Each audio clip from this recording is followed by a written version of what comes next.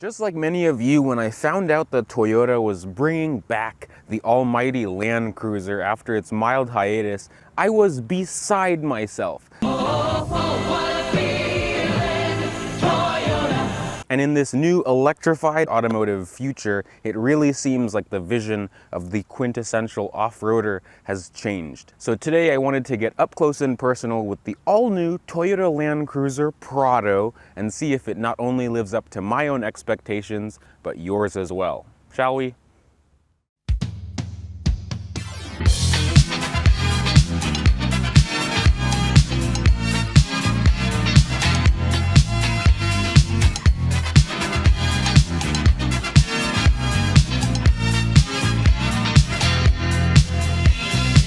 Now welcome back. If you're not well versed in Land Cruiser trivia, I'll help you out today. The Land Cruiser nameplate was first introduced way back in 1951. Toyota used a similar idea to the Willys Jeep, so it was a very basic vehicle. It had a convertible top, removable doors, body on frame. It was just like Japan's Jeep Willys. In the early 1990s, Toyota introduced the Land Cruiser Prado nameplate, which was a smaller version of their larger off-road SUV, but still just as off-road capable. And over time, of course, the Land Cruiser evolved into what it is today, being one of the most popular off-road SUVs besides the highly esteemed Range Rover from the UK. This actually marks the 5th generation of the Toyota Prado, but in the United States, it's just called the Toyota Land Cruiser. In the US at least, the Land Cruisers that we've known in the past have all used 8-cylinder engines, been 3-row SUVs, full of leather and off-road technology. Unfortunately, the larger and long-running Land Cruiser 200 series was discontinued after the 2021 model year, and after a little bit of a hiatus, Toyota gave us the all-new J250 Land Cruiser. It's smaller, cheaper, but it is more utilitarian, and it offers the same off-road technology of the Land Cruisers of the past, if not more. Today, though, we'll be discussing the American market Land Cruiser, and even though the foreign market Land Cruiser Prado and our Land Cruiser are pretty much the same truck, there are a lot of mechanical differences under the hood and also within the packaging inside as well. Now, this cruiser in particular is very simple in its naming. This is the 2024 Toyota Land Cruiser. It's pretty similar to the 2025s, with the exception of the 24s being a little bit cheaper. Everything else for 25 remains the same, with the exception of Toyota getting rid of the first edition, which I figured. The first edition pretty much had all the options that this thing has, with the more retro circular headlights and a few other additions on the outside. Now, the J250 is cheaper than the older Land Cruiser 200 series because those were about $80-some thousand. This one, in its regular Land Cruiser trim, has a starting MSRP of about $62,000, but this one has a plethora of options added onto it, such as the $4,600 premium package and also the $1,400 roof rack on this. But those two and a few other options bring the MSRP of this one, as it sits right next to me, to about $73,000. Also, its identical twin, almost, the Lexus GX550, is kind of in the same price range as well. So I'm curious to see where the 4Runner, the Land Cruiser, and the GX lie in a few years. In terms of trim levels, Toyota has always been very simple with the Land Cruiser. In the past, it's only been one trim level. So this is actually the most trim levels that we've gotten for the Land Cruiser ever. 2. You can either get the base 1958 edition that has the round headlights, the different grille, it's on smaller 18-inch alloy wheels, it's got cloth upholstery inside, and it of course lacks a few features that this thing has, and that starts at about $57,000. That's expensive for the base model too. And then if you want more bells and whistles, like I said, this Land Cruiser starts at $62,000. And with options, you could get one of these up to 74 or 75 grand. There are some admirable features with this $70,000 price tag though. The first thing that came to my mind was that you have rigid industries. The first thing that came to my mind was that you have rigid industry. Damn it. You get Rigid Industries LED fog lights in the Land Cruiser trim level. And they're not just white fog lights. These are actually switchback fog lights. They all get full LED headlights, but as you can see, this Land Cruiser trim level has these rectangular headlights.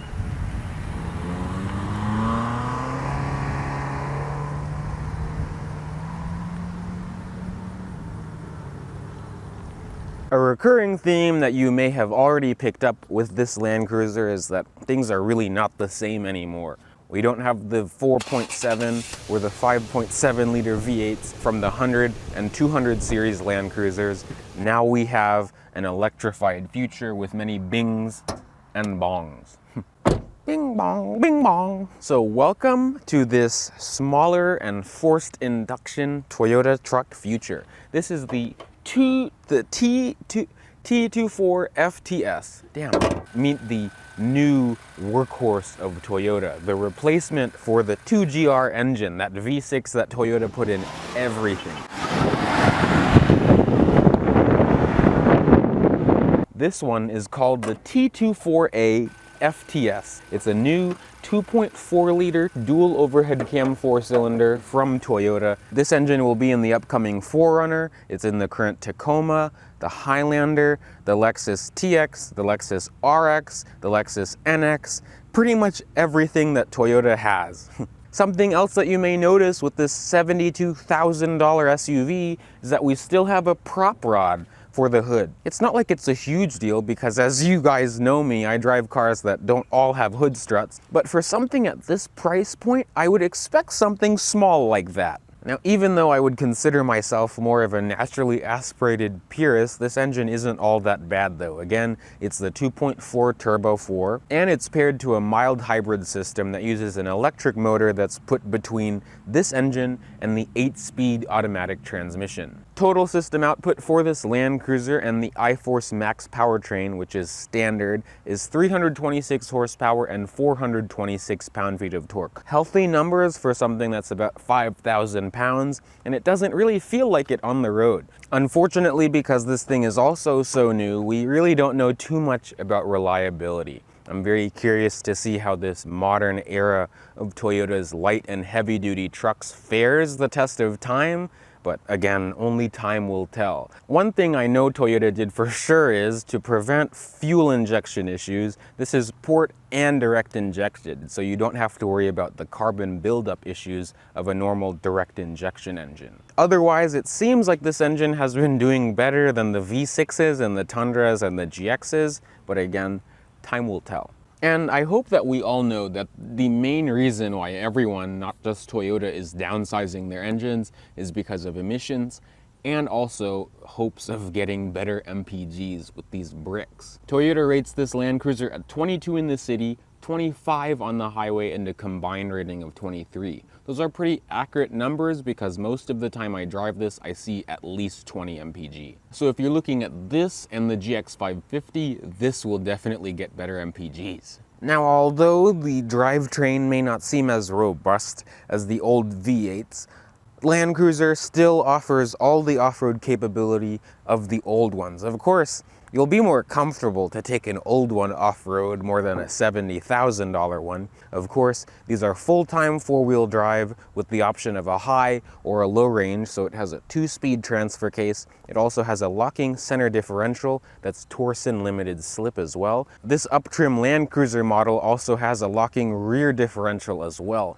to give you even more traction. Along with all that, of course, Toyota adds their multi-terrain select control that lets you switch between mud, sand, and rock, and also an auto setting, and that changes the traction control system for off-roading. They also add their crawl control feature, which is like an off-road cruise control, which adds on to the multi-terrain select, but the vehicle does all the work itself. And something that's new for the Land Cruiser as of this J250 model is the option of a disconnecting sway bar to give you better articulation off-road. Unfortunately, I don't have too much time this week to take this one off-road, and because it's a more road-going model with its 20-inch alloy wheels, I don't want to get Toyota's truck messed up. Now, if you're wondering how this thing measures in size compared to the Land Cruiser 200 series, this is actually 2 inches shorter at 193 inches long. It also is actually about 2 inches lower than the old Land Cruiser, and it's about the same width. Now, the Land Cruiser has always been a utilitarian and practical SUV, but Toyota has kind of funked up, just like the Sequoia in the trunk. Before I explain why, first of all, in a good note, the rear window pops up just like the GX460. It makes it very easy to just load things in, take things out, much easier than opening the whole tailgate. You can also see the camera for the digital rear mirror. It's actually tucked behind the rear glass so it doesn't get dirty. And it's also in the same path of the rear wiper. Now, something that is a first for the Prado in general is a normal swing open tailgate, and it is hands-free if you have the key fob on you, so you have a little bit of shelter if it's raining. Now, this is where my problems begin with the Land Cruiser, and honestly, this is why I don't think I would buy one for myself.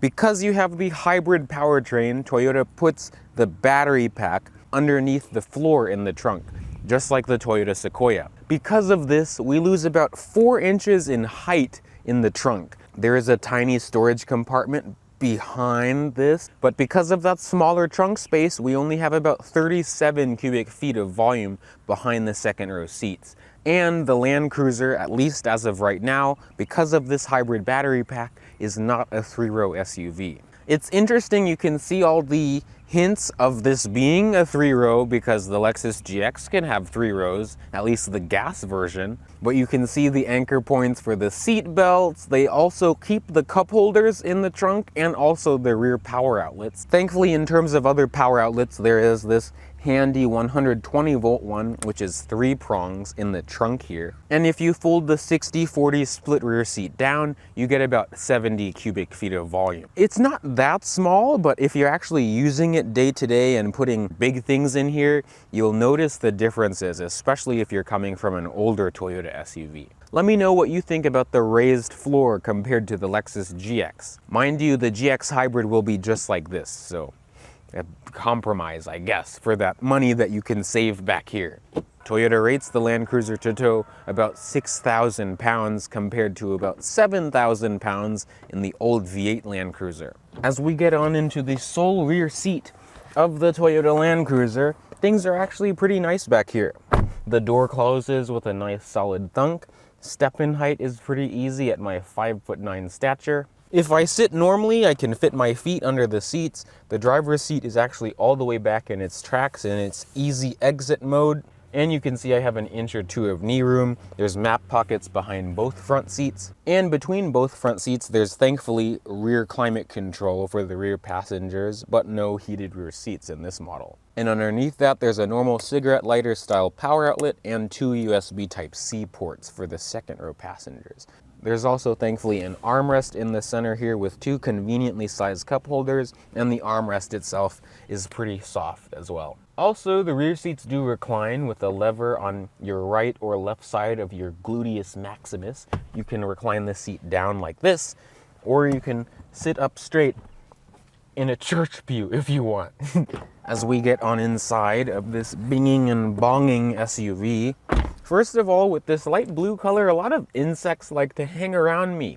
Anyways, welcome to the interior of the new J250 Land Cruiser here. The key even lets you know, if you can see, the key even lets you know what you're driving. And you can see the rest of the key fob here with the lock, unlock, trunk release, and the panic button, but there is not any remote start on this one. If you want remote start, you can use the app. But because of this push button start system, you can just keep this key anywhere inside the vehicle, push the start button to go, and listen to that 4-cylinder whir to life.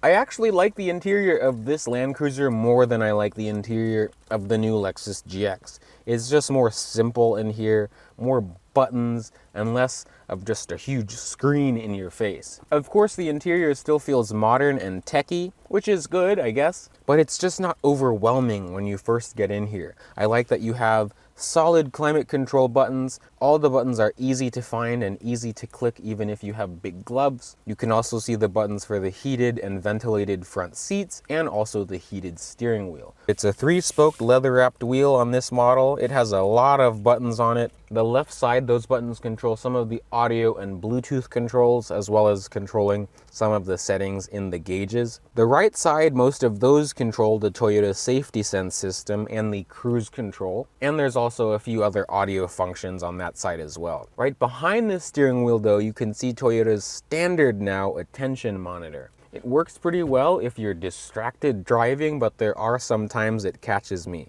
If I'm just driving like this, it'll get mad at me. If I'm driving like this, it'll get mad at me.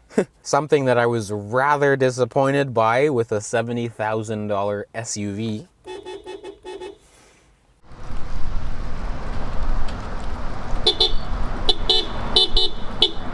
You get a RAV4 horn in your Land Cruiser.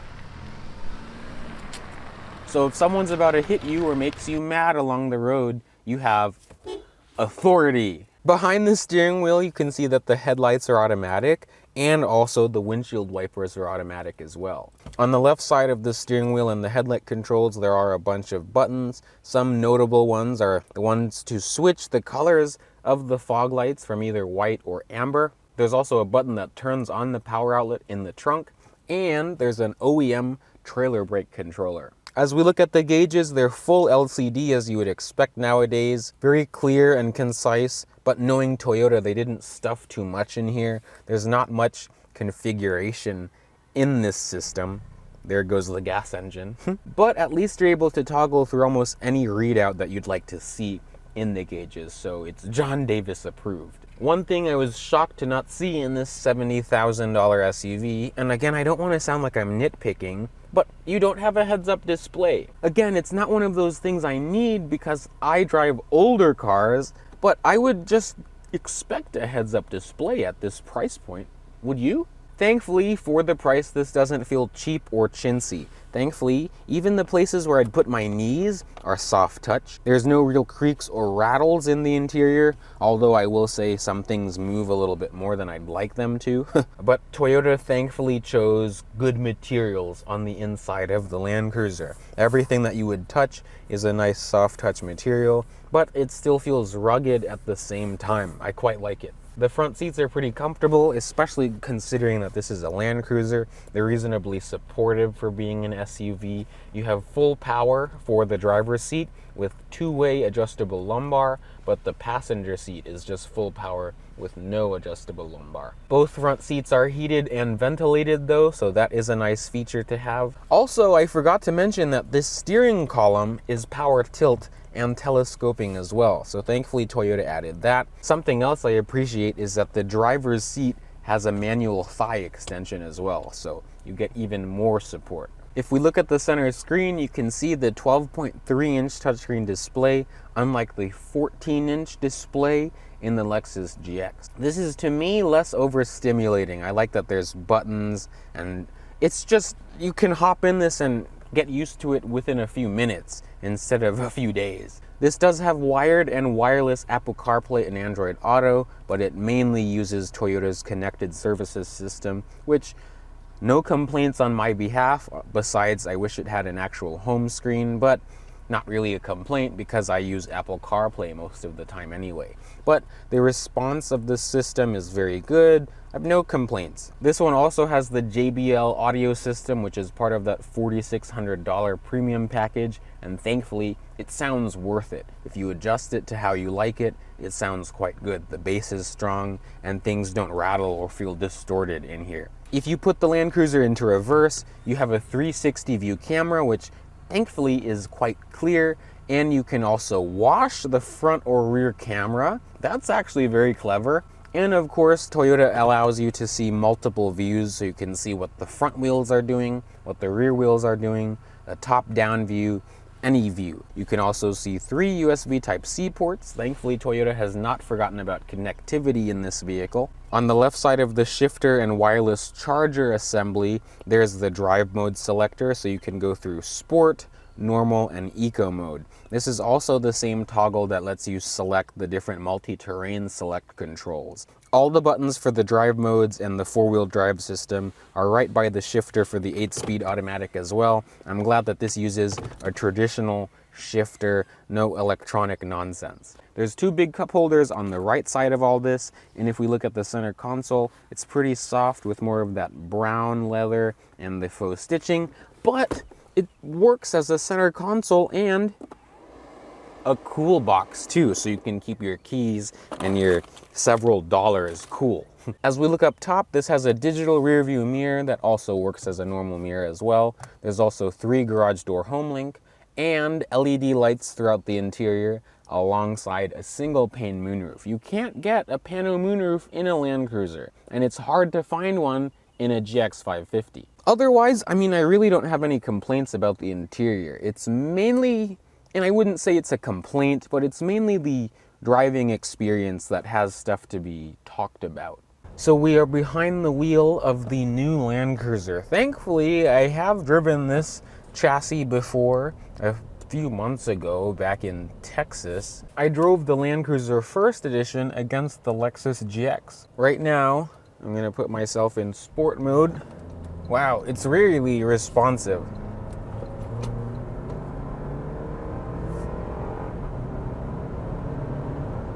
It's not fast, of course, but it's plenty of power for an SUV. I haven't felt like this thing is slow at all, thankfully. And also, I've gone back into normal mode because this isn't much of a sporty SUV at all, even though I will say this thing lets you go way faster than you think. There's no issues with how it puts its power down. It's got plenty of response. It's got some gusto.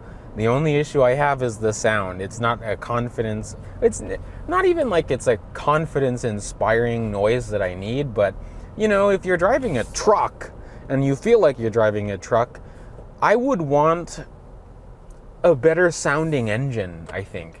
We'll do another little bit of a pull. Nice M3. If you see yourself on YouTube, hey. I'm just back in normal mode right now, and then we can see.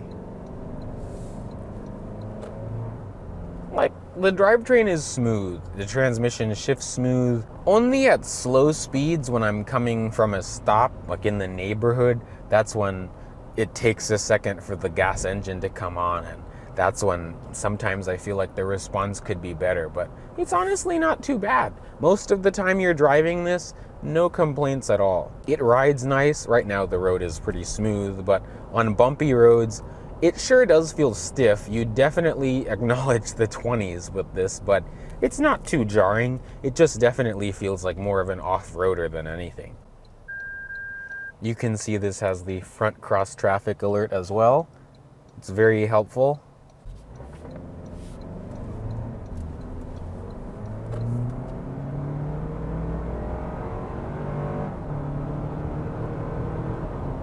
Yeah, you know, it's quick, it gets to speed easily, no trouble at all, and you still are getting good MPGs, especially considering, like, if you're driving the 5.7 like this, you're gonna be getting 9 MPG. But this, it's not too bad, it's manageable. The brakes are okay. It really makes me feel like I'm driving an older GX. The pedal feel is pretty much the same, that like soft nothing for about an inch or something, and then it just is all bite. Also with this one, especially when the gas engine shuts off, you can feel the difference in the brakes.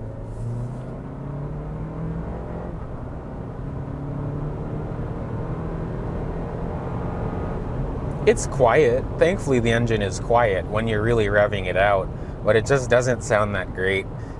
But most of the people, I guess, don't really care about engine sound. It's just the enthusiasts, so it's not the end of the world. The power delivery is, to me, what makes it worthwhile, I guess. At higher speeds with this roof rack, I don't think all of them will make this much wind noise, but this one with this roof rack makes a substantial amount of wind noise. I do have to say though that this new Land Cruiser does have slightly better behaviors on the road than Land Cruisers of the past, but it still is a truck. It's not like we're in something like a Crown Signia that's a car. The stop and go feature isn't too bad, especially when you don't have to take a quick start and get going. If you're just in normal stop and go traffic, you won't really be bothered by the start-stop system.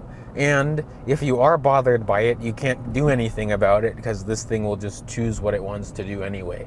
The steering has a decent weight to it. Of course, it's electronic power steering, so you don't have the same road and force feedback that you would from an older truck, but you know, it's a Land Cruiser. It's supposed to be somewhat isolated from the road, so they did a good job. This just doesn't have the same premium luxury experience that the old Land Cruiser offered. This one feels more like I'm driving a normal Toyota.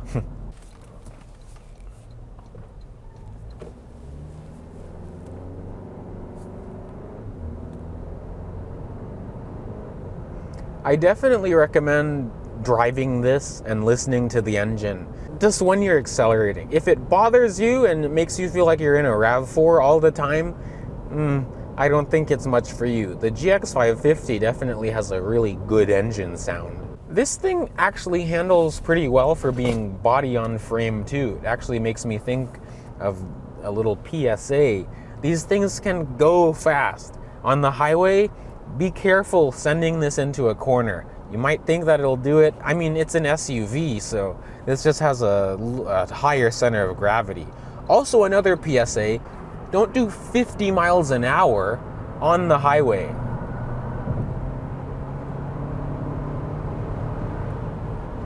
I like these mirrors, but they are on the small side. If you have to do a quick lane change, I definitely still recommend doing a head check.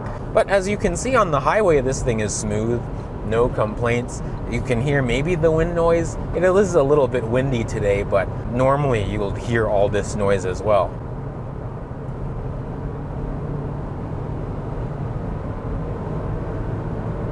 It's quiet, especially at high speeds, and it does get to speed very well. That's what I mean. You have to be careful. Do not send this into corners as quick as you may think it is, because the steering does give you some sort of confidence, but I feel like if you still try to throw it around, it'll roll over.